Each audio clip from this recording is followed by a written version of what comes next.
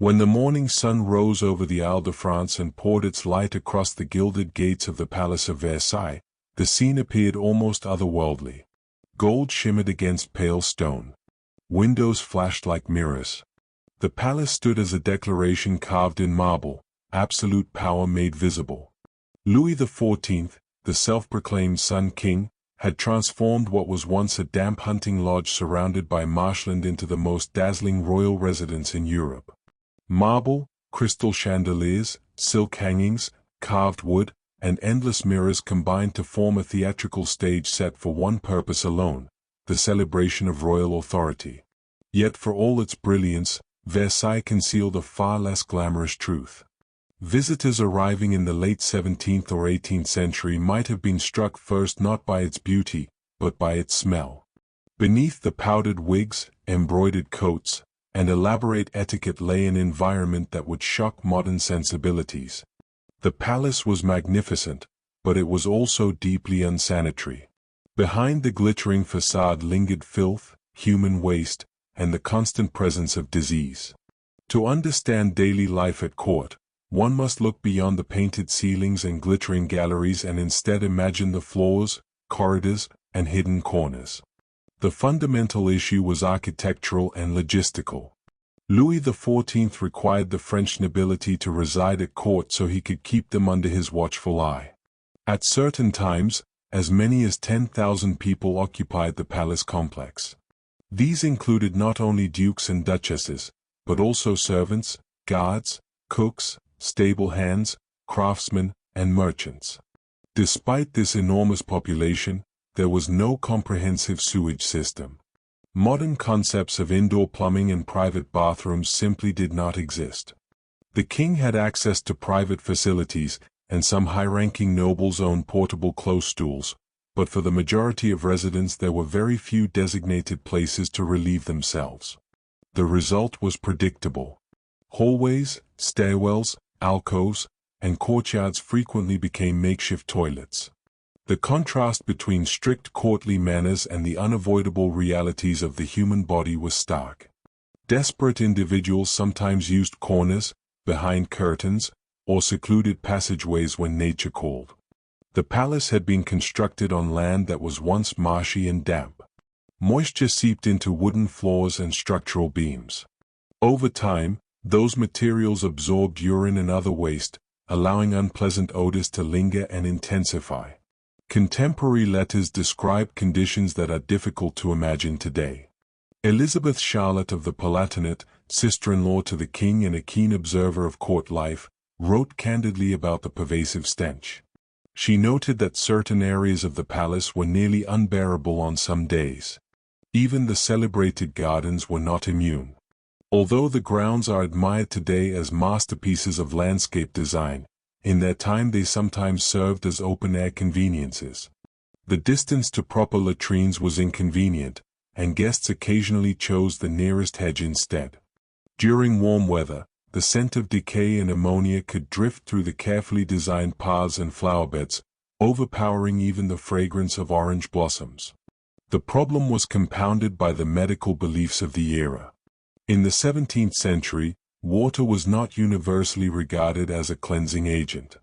Many physicians believed that bathing in warm water opened the pores and allowed harmful vapors, known as miasmas, to enter the body. Illness was thought to spread through bad air rather than bacteria, which had not yet been discovered. As a result, frequent bathing was considered dangerous. It was undertaken cautiously, often only when prescribed for specific medical reasons. Louis XIV reportedly bathed more often than many of his contemporaries, but regular immersion in water was far from common practice among the nobility. Instead, a system sometimes described as dry washing prevailed. Cleanliness was associated less with washing the skin and more with changing clothing. Wealthy individuals replaced their fine white linen undergarments multiple times a day.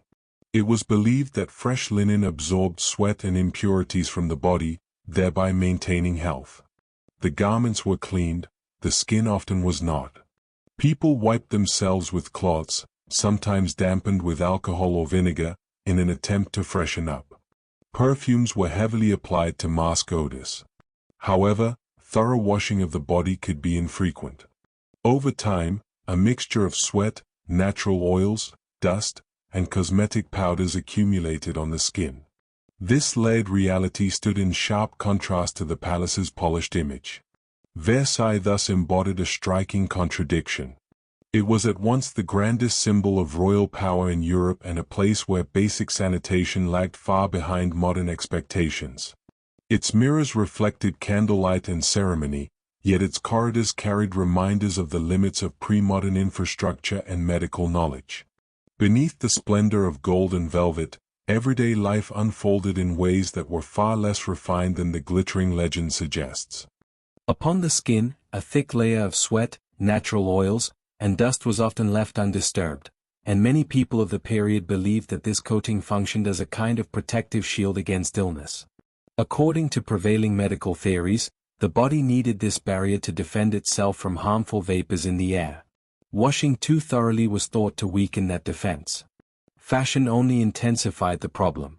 The towering hairstyles worn by women and the enormous full-bottomed wigs favored by men created ideal environments for parasites. Natural hair beneath these elaborate constructions was frequently cut short, rarely washed, and saturated with grease or pomade. Artificial hairpieces became comfortable habitats for lice and fleas. In order to control itching and suppress unpleasant odors, wigs were generously dusted with powder, often made from finely ground rice flour. When this powder mixed with perspiration and scalp oils, it formed a sticky residue that could turn rancid over time. Aristocrats commonly carried slender scratching sticks, allowing them to discreetly relieve irritation beneath their wigs without disturbing the carefully arranged hairstyle. To combat the ever-present odors of unwashed bodies and inadequate sanitation, the court relied heavily on perfume. However, the fragrances of the 17th and early 18th centuries were nothing like the light floral scents familiar today. They were dense, powerful, and often animal-based. Musk, civet, and ambergris were highly prized ingredients.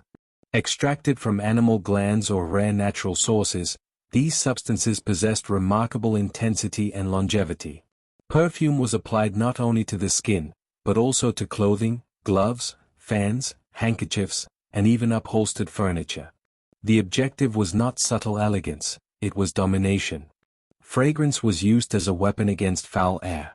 The overall atmosphere of the palace likely consisted of a heavy mixture of musk, stale perspiration, powder, damp wood, and human waste, a blend that would overwhelm most modern visitors. Amid these conditions lived the king himself, whose daily routine was transformed into elaborate public ceremony. Louis XIV existed in a world with virtually no privacy. His rising in the morning, his meals, and his retirement at night were formal rituals attended by selected courtiers. Even his most personal bodily functions were woven into the fabric of court life. The king used an ornate close stool, a chair fitted with a concealed chamber pot beneath a cushioned seat. Being permitted to attend him during such moments was considered a mark of exceptional favor. Diplomats and ministers might conduct discussions while the monarch sat upon this seat. What would now be regarded as deeply embarrassing was, at the time, interpreted as a symbol of intimacy with power. The chair itself was often upholstered in velvet and decorated with gilded details, transforming a practical object into a symbol of royal status. Despite the image of grandeur carefully maintained around him, the king was not spared the physical consequences of his environment. Medical records kept by his physicians describe chronic ailments, fistulas, ulcers, severe dental decay, and digestive troubles. The monarch who presented himself as radiant and almost divine endured significant bodily suffering within the very palace that symbolized his supremacy. Women at court faced additional challenges, particularly regarding menstrual hygiene. In an era without modern undergarments or reliable sanitary products, managing menstruation required ingenuity and discretion. The elaborate structures of their clothing, wide hoop skirts reinforced with whalebone and layers of heavy fabric, made even simple movements complicated. Cloth rags were secured with belts or ties, but mishaps were not uncommon. In a setting already burdened by inadequate sanitation, these realities further contributed to the pervasive odors of palace life. Maintaining an appearance of flawless elegance demanded constant vigilance and composure. Diet and food preparation added to the difficulties. Meals were often transported considerable distances from kitchens to private chambers and formal dining spaces, arriving lukewarm or cold. Standards of cleanliness in food preparation fell far short of modern expectations. Rodents were frequently present in kitchen areas. Meat was sometimes preserved imperfectly and disguised beneath rich sauces and heavy seasoning. Sugar, an expensive luxury and a mark of status, was consumed in large quantities by the nobility. As a result, dental decay was widespread. Smiles in the hole of mirrors often concealed blackened or missing teeth. In his later years, Louis XIV had lost many of his teeth, some removed during invasive and painful procedures. Chewing became difficult, and his digestive issues were well known within court circles. At times, conditions deteriorated to such an extent that relocation became necessary. When waste accumulated and odors grew intolerable, the court would temporarily move to other royal residences, such as Fontainebleau or Compiègne. During these absences, Versailles underwent extensive cleaning. Floors were scrubbed, refuse was removed, and rooms were aired out. Yet without modern sanitation infrastructure, the underlying issues persisted. The smells embedded deep within wood and stone rarely disappeared entirely. Upon the court's return, the cycle resumed. Ironically, this environment helped stimulate innovation in perfumery and cosmetics. The need to mask unpleasant odors encouraged perfumers, particularly in the town of Grasse, to experiment with new blends and techniques. Cosmetic practices also reflected the desire to conceal imperfections. Thick white face powders, sometimes containing toxic lead compounds, were applied to hide scars, blemishes, and signs of smallpox. Beauty at Versailles was frequently an act of concealment, an effort to disguise the vulnerabilities of the human body beneath artifice and ornament. By the late 18th century, subtle shifts began to occur. Under Louis XVI and Marie Antoinette, attitudes toward cleanliness slowly evolved. Marie Antoinette, influenced by customs in Vienna, introduced more regular bathing and had improved bathing facilities installed in her private apartments at the Petit Trianon. She favored lighter, fresher fragrances. These changes hinted at a growing awareness of personal hygiene. However, such reforms came too late to alter the public perception of an aristocracy increasingly viewed as decadent and detached. Today, visitors strolling through the Hall of Mirrors encounter polished floors, restored tapestries, and carefully maintained gardens. The air carries no trace of the conditions that once prevailed. Museums present a refined vision of the past. Yet to truly grasp life at Versailles, one must imagine not only the glitter of chandeliers and the rustle of silk, but also the persistent presence of dirt, disease, and discomfort. Versailles embodied extremes. It was a pinnacle of artistic achievement and architectural ambition, yet it coexisted with profound shortcomings in sanitation and medical understanding. Courtiers adorned themselves with jewels of immense value while navigating corridors that were far less pristine than their attire suggested. They debated philosophy and patronized the arts even as they contended with lice beneath their wigs and chronic illness within their bodies. Recognizing this reality does not diminish the palace's historical importance. Rather, it renders it more human. The grandeur was genuine, but it stood upon foundations far less immaculate than the glittering surface implied.